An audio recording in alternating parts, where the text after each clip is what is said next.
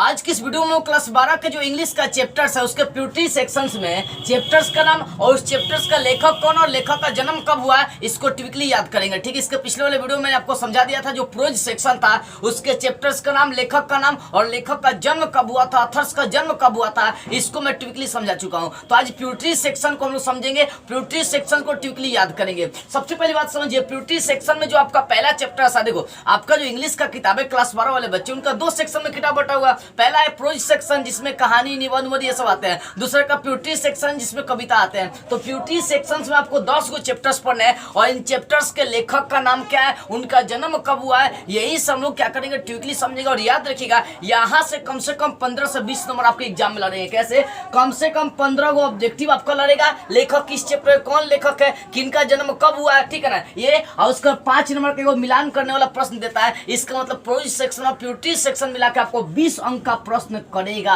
इसलिए बाबू चैप्टर्स के लेखक कौन है और किस लेखक का जन्म कब हुआ है ये याद करके जरूर जाएगा और याद करने के लिए ट्रिक अपनाएगा जरूर। तो प्रोज सेक्शन पर पहले भी मैं वीडियो बना चुका। प्यूरिटी सेक्शन में पहला चैप्टर देखिए, देखो प्यूरिटी सेक्शन में पहला चैप्टर है sweetest love I do not गोई। क्या? Sweetest love I do not गोई, जिसका लेखक होगा सब, जिसका हिंदी होगा। देखो एक बात याद रखना बाबू, जितना का मैं लेखक का नाम याद कराऊंगा ट्विकली याद कराऊंगा। याद देखिए ट्विकली, और याद देखिए उसका नाम याद करने के लिए आपको हिंदी आना चाहिए। इस प्रकार से जिस टाइप से मैं समझाऊं बस वीडियो को बिना स्किप किए आप सोल्यूशन तक देखिए। सबसे पहले चैप्टर्स का नाम है sweetest love I do not गोई। इसका मतलब होगा सबसे प्यारा मैं नहीं जाता। देखो स्वीटेस्ट सबसे प्यारा, लव मीन्स प्यारा, तो स्वीटेस्ट लव का मतलब सबसे प्यारा। आई डू नॉट गोई का मतलब मैं नहीं जाता, यानी सबसे प्यारा कौन है मैं नहीं जानता हूं। इसके लेखक कौन है? अब देखिए बाबू सबसे पहली बात समझिएगा, ध्यान से इस चीज को समझने वाली बात आ रही है। स्वीटेस्ट लव, मान लीजिए मेरे लिए कोई सबसे प्यारा है, मेरे लिए सबसे कोई प्यारा है, मैं उसके लिए क्या कर रहा हूँ, जान दे रहा हूँ। क्या करो? जान दे रहा हूँ। जान दे रहा हूँ नहीं, जान कह रहा हूँ उसको, ठीक है ना। कोई लड़का है किसी लड़की से प्रेम करता है तो उसको जान कहेगा, ठीक है ना। तो यहाँ पर कोई लड़का है जिसके लिए एक लड़की जो सबसे प्यारा है और उसके लिए उसको क्या बोला, वो जान बोल रहा है। अब बोल रहा है कि मैंने तुमको अपने दिल में 72 बार डन कर लिया। कितना बार?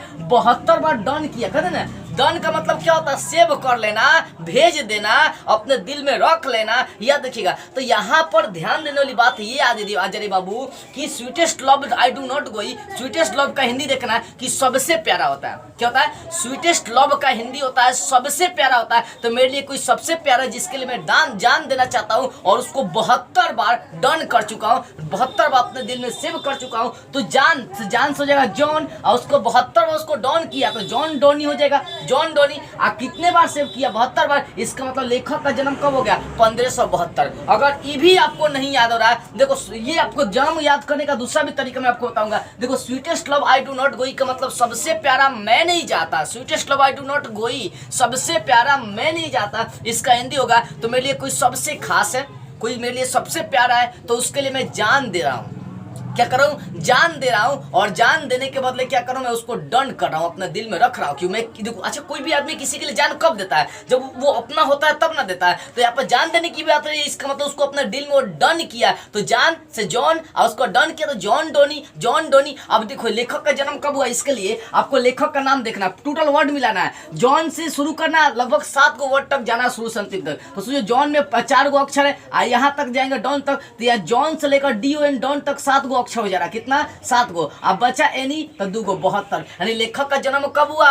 1572 में। फिर से समझो बाबू, जॉन डोनी जो नाम है लेखक का, जॉन डोनी, इसमें कितने लेटर्स? टोटल 9 गो लेटर्स है। तो शुरुआती से लेकर 7 गो लेटर जो बचेगा उसको लेकर 7 2 72। ये भी नहीं याद है तो बस इतना बोलना है कि मेरे लिए जो कोई खास है, जो मेरे लिए सबसे प्यारा है, मैं उसको अपने उसके लिए जान दे सकता हूँ, उसको 72 बार डन किया हूँ, अपने दिल में डन किया हूँ, डन किया हूँ, ठीक है ना। तो 72 से 1572 निकल जाएगा। इस तरह से आप याद कर सकते हैं। दूसरा है सॉन्ग ऑफ माई सेल्फ। दूसरे चैप्टर्स का नाम song of my self. My self का मतलब पता ही है, खुद से या स्वयं से, यानी स्वयं से गाना, खुद से गाना। सॉन्ग ऑफ माई सेल्फ का हिंदी होगा स्वयं से गाना। अब यहाँ पर समझने वाली बात है कि मैंने 19 को गाना स्वयं से गाया और सारा गाना हिट कर गया, हिट कर गया, हिट कर गया, हिट कर गया, हिट कर गया, मतलब हिटमैन, हिटमैन। यानी सॉन्ग ऑफ माई सेल्फ के लेखक कौन है? हिटमैन। कौन है? मैंने 19 गाना गाया। कितने गाने गाए? मैंने 19, ट्विकली बता रहा हूँ, मैंने खुद से 19 गाना गाया। सोचिए चैप्टर्स का नाम है सॉन्ग ऑफ माई सेल्फ।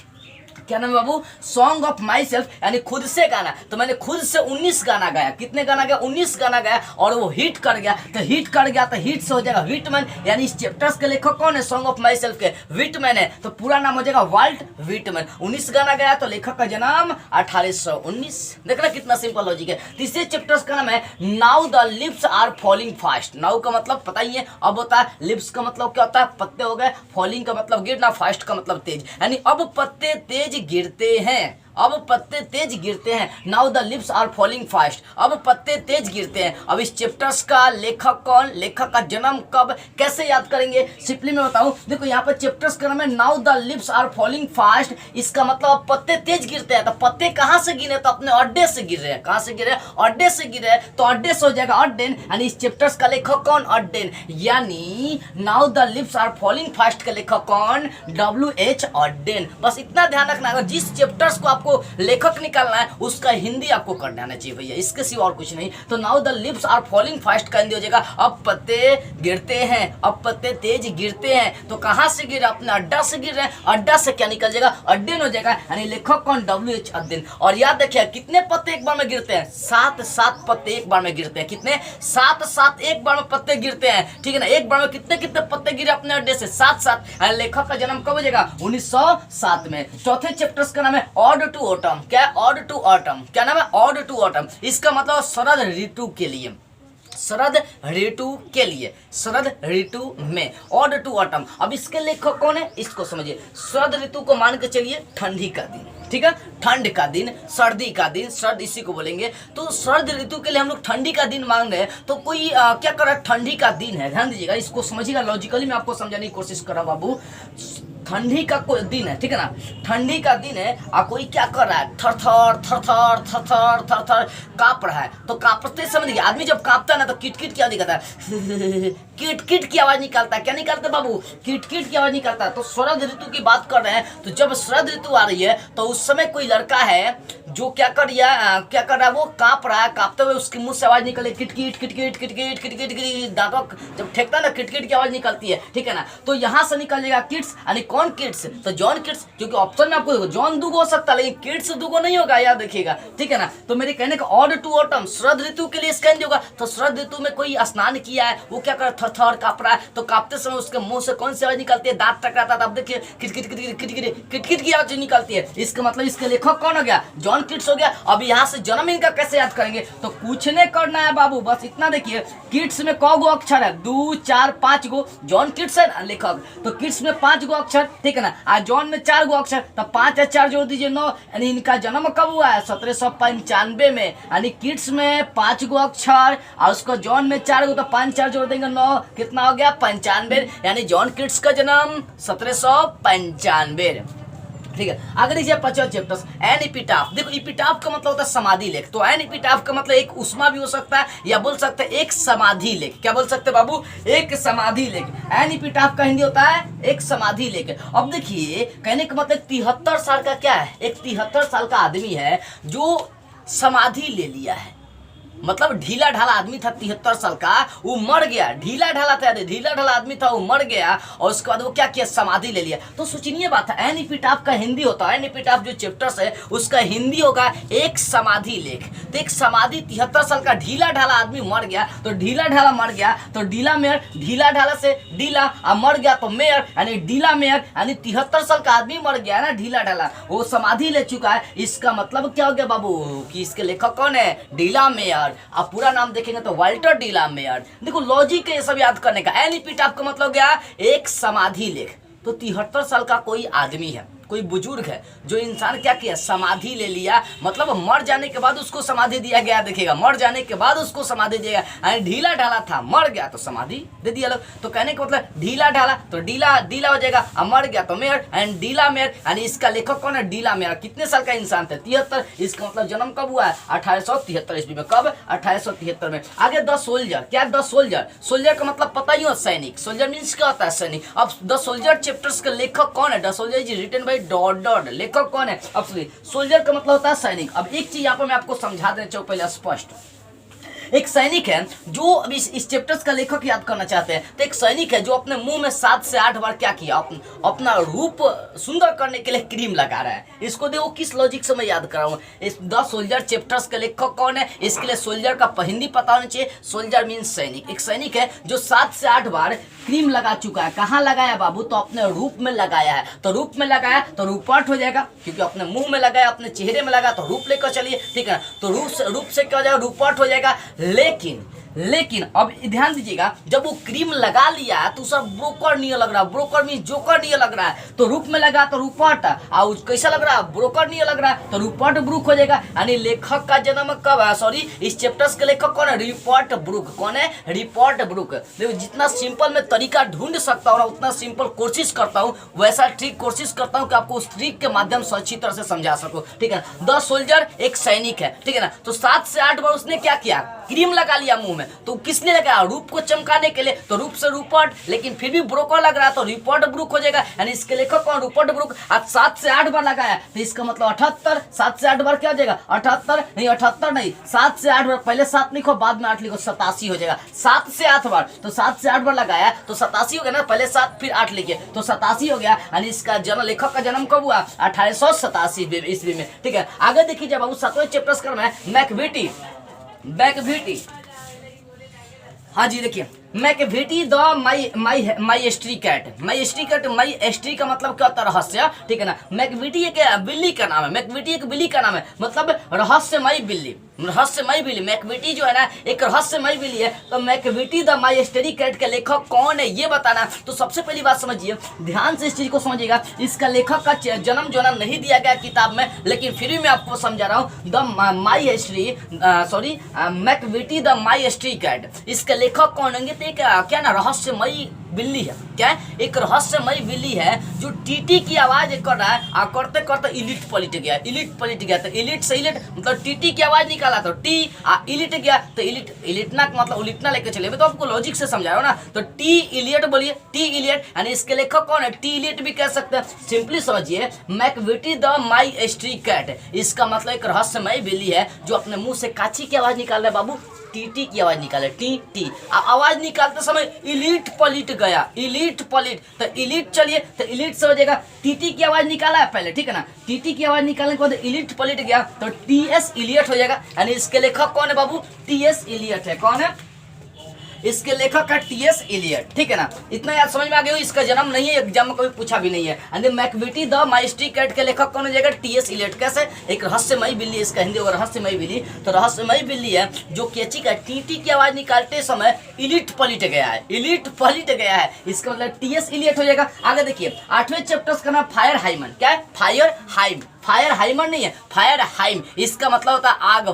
का भजन। अब समझिए वो काकी है जो दारू पी ली है। क्या किए बाबू, एक काकी है जो दारू पी ली है, और उस काकी का उम्र जो है ना वो 37 साल है। कितना है बाबू, 37 साल। यानी एक 37 साल की काकी है, वो दारू पीकर, जानते हैं भजन दिखाना चाहिए भगवान को, लेकिन जाके आग को दिखा रही है, भजन गा रही है, पूजा पाठ कर रही है। इसका मतलब समझिए, फायर, देखो फायर का मतलब आग, हाइम का मतलब भजन हो जाएगा पर, तो फायर हाइम यानी आग का भजन। तो एक काकी है जिसका उम्र कितना वर्ष है, 37 साल है, जो दारू पीकर ये जाके भजन दिखा रही है, भजन गा रही है। किसको गा रही है बाबू, तो वो आग को गा रही है, जबकि भगवान के सामने भजन गाना चाहिए। देखो, तो कहने का सीधा सा मतलब फायर है, यानी काकी दारू पिया, तो काकी से हो जाए काकी दारू पिया, यानी केकी एन दारू वाला, यानी काकी से केकी, और दारू पिया तो दारू वाला, यानी केकी एन दारू वाला। कितना वर्ष की उम्र है, तो 37 साल के। इसका मतलब केकी एन दारू वाला का जन्म कब हुआ है, 1937 में। देखो लॉजिक है, इतना सिंपल लॉजिक है, दिमाग में आसानी से बैठ सकता है। फायर हाइम का मतलब आग का भजन, यानी 37 साल की काकी है जो दारू पी ली है, और क्या कर रही है, आग पर भजन गा रही है, जाके आग पर। तो दारू पी काकी, तो काकी दारू वाला हो जाएगा, यानी केकीएन दारू वाला। 37 साल उम्र है, तो लेखक का जन्म कब हो गया बाबू, 1937। और 9वें चैप्टर का नाम है स्नेक। स्नेक का मतलब पता है, स्नेक का मतलब आपको क्या है, पता है। स्नेक का मतलब होता है सांप, यानी स्नेक चैप्टर्स के लेखक कौन है, स्नेक इज रिटन बाय ...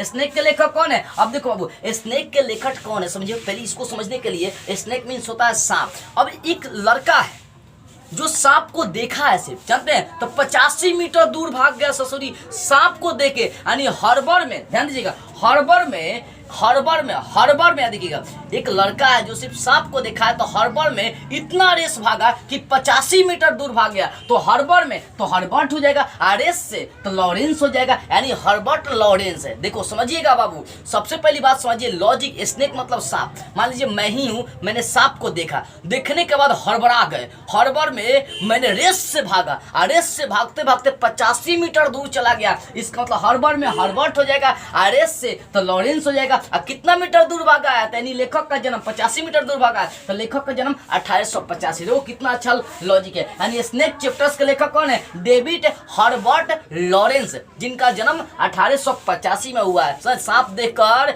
हर्बर में रेस में भागे 85 मीटर दूर, इसी से याद करना है। अब अंतिम चैप्टर है माई ग्रैंड मदर्स हाउस। क्या नाम है? My grand mother house, my grand mother house. अब ये अंतिम चैप्टर से 10वें चैप्टर से प्यूटरी सेक्शंस का। अब देखो माई ग्रैंड मदर हाउस का मतलब होता है मेरी दादी का घर, मेरी दादी माँ का घर, मेरी दादी का घर। अब यहाँ पर समझने वाली बात है कि मेरी दादी का घर है ना, जहाँ पर कमला जैसे 34 को दासियाँ रहती है, ठीक है ना। अगर वो भी नहीं याद हो रहा है तो नहीं, देखो हिंदी समझो। माई ग्रैंड मदर हाउस यानी मेरी दादी का घर, मेरी दादी माँ का घर। तो मेरी दादी माँ के घर में 34 को दासी रहती है, तो दासी से दास हो जाएगा। किसमें दास लगेगा? तो कमला दास के नाम में एगो दास है। इसका मतलब दासी से क्या नहीं, देखो दासी से दास यानी कमला दास। कितनी दासियां रहती है? तो 34 को। यानी कमला दास का जन्म कब हुआ? तो 1934 में। देखिए कितना सिंपल लॉजिक से मैंने आपको क्या किया समझा दिया। एक बार स्क्रीनशॉट ले लीजिए। और 20 नंबर प्यूटरी सेक्शन और प्रोज सेक्शन आपके एग्जाम में 100% लग जाएंगे। इसलिए बाबू कहूंगा इसका स्क्रीनशॉट लेकर अपने दिमाग में अच्छी तरह से बैठा लीजिएगा। मुझे विश्वास है कि ये चीजें आपको विस्तार से समझ में आ गई होगी और ये ट्रिक भी आपको पसंद आई होगी। जय हिंद।